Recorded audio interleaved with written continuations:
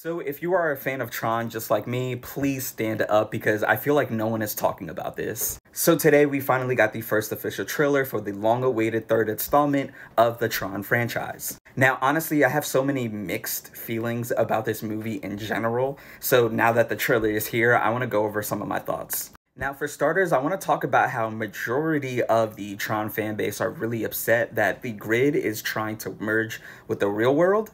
And I hate to break it to you, but this was the direction that Tron was always going to go in. And if you were actually really upset about this, then you genuinely were not paying attention in Tron Legacy.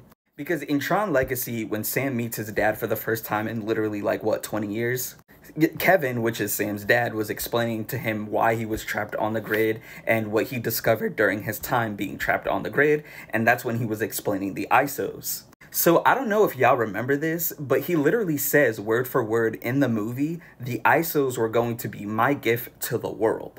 And he says this because he was going to use the ISOs to advance technology, science, and medicine out in the real world. But obviously he couldn't do that because he was trapped on the grid. So the grid was always going to come to the real world no matter what. That was the direction that Tron was gonna go in. And another detail that y'all need to pay attention to, after Sam escaped the grid and the portal exploded behind him, you know who was on that motorcycle driving into the sunset with him?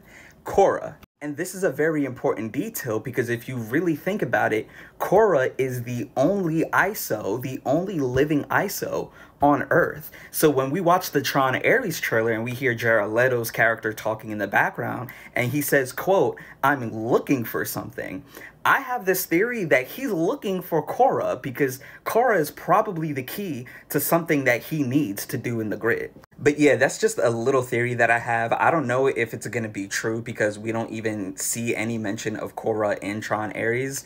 And on top of that, like I said before, the direction of, you know, the grid merging with the real world, that was always going to happen. So I don't know why people were upset about that. Now, number two, I want to talk about the music. And this is another thing that I'm going to get a little gatekeepy on because a lot of you are not Daft Punk fans and it's very telling. So a lot of people are upset that Daft Punk is not coming back to make the soundtrack and the score for the Tron film. Which honestly, that's reasonable, that's fair. They have made one of the best scores in film history. They set the bar and they set the standard extremely high for making a score for a movie in general. But the fact that y'all are hating on 9 Inch Nails proves to me two things. One, y'all are young as fuck. You know what I'm saying? Like, y'all are children because none of y'all know who 9 Inch Nails is. Because if you know who 9 Inch Nails are, they are just as legendary as Daft Punk, alright? Now, will they make a soundtrack and a score just as good as Daft Punk's album that they made for Tron Legacy? Probably not, because like I said before, they set the standard really high. But we cannot be closed-minded and not even give them a chance because we love Daft Punk so much. And let's face it, the only 2 albums y'all know of Daft Punk is the Tron Legacy score and Random Access Memories. Outside of those 2 albums, y'all don't know Daft Punk. So you are not even in a position to sit there and say that nobody could live up to the standard that Daft Punk made when making the Tron Legacy album. Y'all can't. Now, going forward, I want to talk about the reasons why I'm very, you know, cautious about this movie. Especially as, like, the #1 Tron fan. I'm, like, skeptical about this movie, and it's making my anxiety go crazy. Now, one of the main reasons why I'm cautious about this movie ties into the first point that I made. Because although I'm really happy that they're continuing the story of, you know, the Tron lore and the world building in general, I'm just worried that they're going to execute it poorly.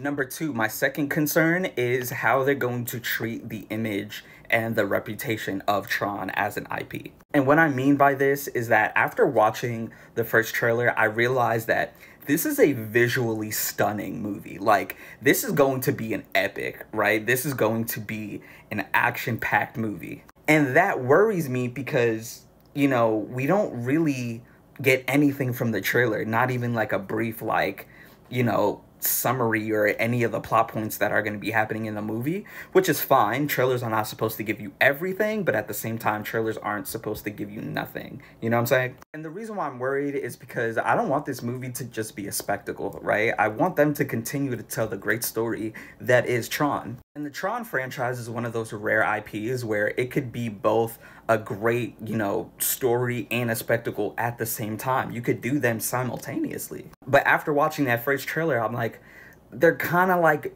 marketing this movie based off of hype alone with like no story, if that makes any sense. I don't know if I'm making any sense right now, but if you get it, you get it. And that's why my guard is up with this movie, and that's the reason why I'm cautiously excited for this movie, because I'm such a huge fan. I don't want them to fumble. But as per usual, we're just gonna have to keep waiting for more information that comes out and for more trailers to get a glimpse of what the story is gonna be about, and then maybe I'll be less anxious about this movie. But other than that, as per usual, let me know what you guys think. Stay woke, have a great day. I'll see y'all tomorrow.